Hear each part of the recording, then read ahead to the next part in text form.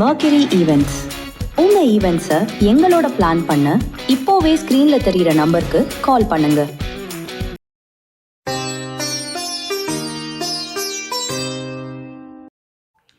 ஓம் சரணாகத தீனார்த்த பரித்ராண பராயணே சர்வஸ்யார்த்திகரே தேவி நாராயணி நமோஸ்துதே. வணக்கம் நேயர்களே, இது மகாலட்சுமி ஜோதிடம் வழங்கும் காலச்சக்கரம். உங்கள் அன்பு ஜோதிடர் ஸ்ரீராம்ஜி பேசுகிறேன். அனைவரும் நலமுடன் இருக்கிறீர்களா? நன்றாகத்தான் இருப்பீர்கள், நன்றாக இருக்க வேண்டும். இன்றைய காணொளியில் நாம் காண இருப்பது திட்டங்கள் தவறுவது ஏன், மிஸ்ஸிங் பிளான்ஸ். தலைப்புக்குள்ளே போகிறதுக்கு முன்னாடி, நம்மளுடைய ஆன்லைன் வகுப்புகள் February 8 ஞாயிற்றுக்கிழமை முதல் தொடங்க இருக்கிறது. சண்டே கிளாஸு, உயர்நிலை ஜோதிட வகுப்புகள். இது நம்மளுடைய 10th பேஜ் 10வது நிலை வகுப்புகள். ஏற்கனவே 9 பேஜ் ஸ்டூடெண்ட்ஸு படித்து முடிச்சுட்டாங்க. இது 10வது. சண்டே கிளாஸ் இருக்கும். 6 மாதம் கோர்ஸு. காலையில் 10லேருந்து 12-12:30 மணி வரைக்கும் கிளாஸ் ஜூம் மீட்டிங்கில் இருக்கும். விருப்பம் உள்ளவங்க கீழ்கண்ட வாட்ஸ்அப் எண்ணில் தொடர்பு கொள்ளுங்கள். திட்டங்கள் தவறுவது. பொதுவாக எந்த ஒரு காரியத்திற்கும் சரியான திட்டமிடல்ங்கிறது ரொம்ப ரொம்ப அவசியம். பக்காவாக பிளான் பண்ணால் தான் நம்ம வாழ்க்கையில் அடுத்த கட்டத்துக்கு நகர முடியும். இது எல்லாருக்கும் தெரிஞ்ச விஷயம்தான். இந்த திட்டமிடுதல் அப்படிங்கிறது எல்லாருமே செய்கிறோம். ஆனால் இந்த திட்டங்களில் வெற்றி பெறுறது எவ்வளோ பேர் வெற்றி பெறுறாங்கன்னு பார்த்தீங்கன்னா, நீங்கள் சொன்னால் நம்ப மாட்டீங்க, 10% பேர் தான் வெற்றி அடைகிறாங்க. அப்போ பாக்கி 90% பேருக்கும் பிளான் சொதப்பிடுது. திட்டங்கள் தோற்று போயிடும். ஒரு கிரிக்கெட் மேட்ச் நடக்குதுனால கூட 2 டீமுமே ஜெயிக்கிறதுக்கான எல்லா விதமான பிளானோடையும் தான் வருவாங்க. ஆனால் ஒரு டீம் தான் ஜெயிக்குது. அப்போ இன்னொரு டீம் தோற்று போகுதுன்னா அவங்களோட திட்டம் தோற்குதுன்னு அர்த்தம்.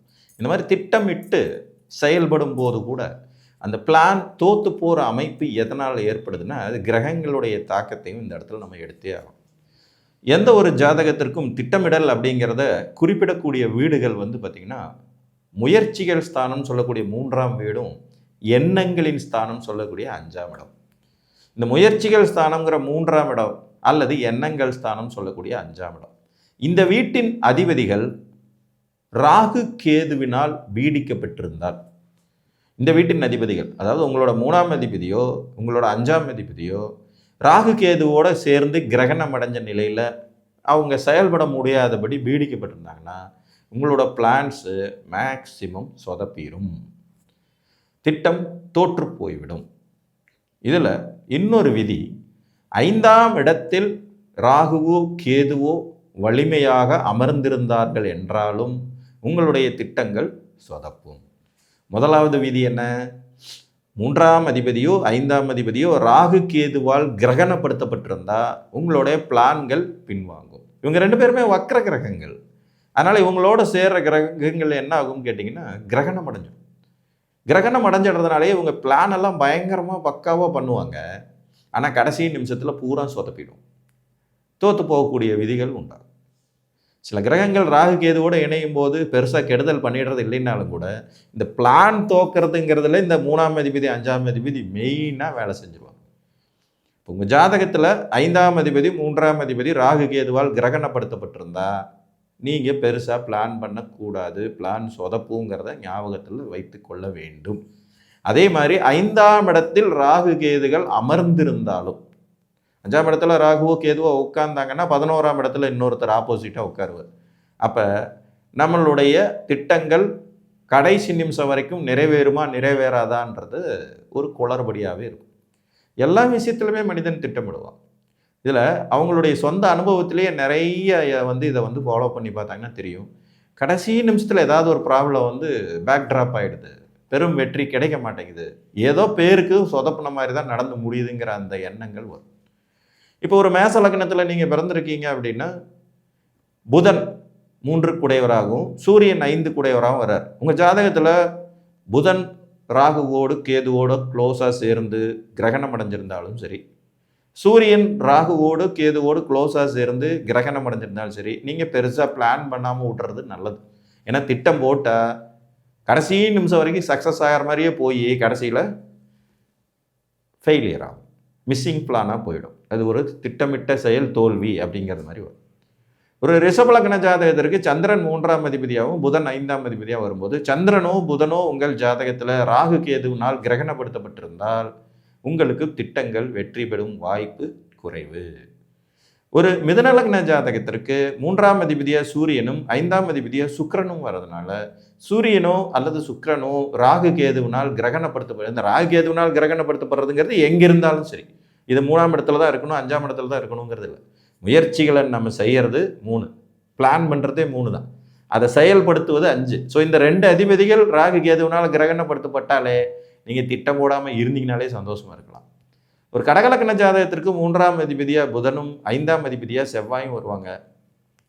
உங்கள் லக்னத்துக்கு செவ்வாயோ அல்லது புதனோ ராகு கேதுவினால் கிரகணப்படுத்தப்பட்டிருந்தால் உங்கள் திட்டங்கள் தோற்று போகும் வாய்ப்பு அதிகம். ஸோ கவனமாக செயல்படணும். சிம்மலக்ன ஜாதகத்திற்கு 3ஆம் அதிபதியா சுக்கிரனும் 5ஆம் அதிபதியா குருவும் வருவாங்க. அப்போ குருவோ சுக்கிரனோ ராகு கேதுவினால கிரகணப்படுத்தப்பட்ட நிலையில் இருந்தால் சிம்மலக்ன ஜாதகர்கள் திட்டமிடாமல் இருப்பது நன்று. இங்கே அதிகமான வேதனையை கொடுக்கறது என்ன விஷயம்னு கேட்டிங்கன்னா, நம்ம ஒரு பிளான் பண்ணிவிட்டு அது தோற்று போகும்போது தான் ரொம்ப வலிக்கும். பிளானே பண்ணாமல் இருந்துட்டோம்னா பெருசாக ஒன்றும் பிரச்சனையும் இருக்காது. ஓகே ரைட்டு போச்சு வாழ்க்கை அப்படிங்கிற மாதிரி போயிடலாம். ஸோ இது தோல்வியை தவிர்ப்பதற்கு ஒன்று, நம்ம வேதனையை தவிர்ப்பதற்கு ஒன்று. இந்த 2 விஷயத்திலும் இதை எடுத்துக்கணும். கன்னிலக்ன ஜாதகர்களுக்கு 3ஆம் அதிபதியா செவ்வாயும் 5ஆம் அதிபதியா சனியும் வருவார். அப்போ சனியோ செவ்வாயோ உங்கள் கன்னிலக்னத்திற்கு ராகு கேதுவினால் கிரகணப்படுத்தப்பட்டிருந்தால் திட்டமிடுதலை தவிர்த்து விடுவது நன்று. துலாலக்ன ஜாதகர்களுக்கு 3ஆம் அதிபதியா குருவும் 5ஆம் அதிபதியா சனியும் வருவாங்க. ஸோ உங்கள் ஜாதகத்துக்கு துலாலக்னத்துக்கு குரு ராகு கேதுவினால கிரகணப்படுத்தப்பட்டிருந்தார். இந்த கிரகணப்படுத்தப்படுதல்ங்கிறதுக்கான விதியும் என்னன்னு உங்களுக்கு தெரியும். 5 டிகிரிக்குள்ளே இவங்க 2 பேரும் ஒன்றா உட்காந்துருந்தாங்கன்னா முழு கிரகணம். இப்போ ஒரு துலா லக்னம் 3ஆம் இடத்துல குரு ஆட்சி, தனுசில் ஆட்சியாக இருக்கார்.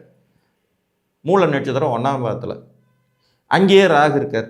மூல நட்சத்திரம் 2ஆம் பாதத்தில். இது முழுமையான கிரகணம். இவங்க பிளான் பண்ணாங்கன்னா மொத்தத்தில் சொதப்பு. புரியுதுங்களா? இதுதான் வித்தியாசம். அதே துலா லக்னம் 5ஆம் அதிபதி சனி, இவர் 10ஆம் வீட்டில் கடகத்தில் உட்காந்துட்டு இருக்கார். அங்கே கூடவே கேது இருக்கார். 2 பேருமே பூச நட்சத்திரத்தில் உட்காந்துட்டு இருக்காங்க. இதுவும் கிரகணம். இப்போ 5ஆம் அதிபதி தொழில் முறையில் இவங்க போடுற திட்டம் பெருசாக மோசமாகும். ஸோ எந்த வீட்டில் இருக்கிறாங்கங்கிறத பொறுத்தும் அந்த சார்ந்த திட்டங்களையும் தவிர்ப்பது நன்றாக இருக்கும்.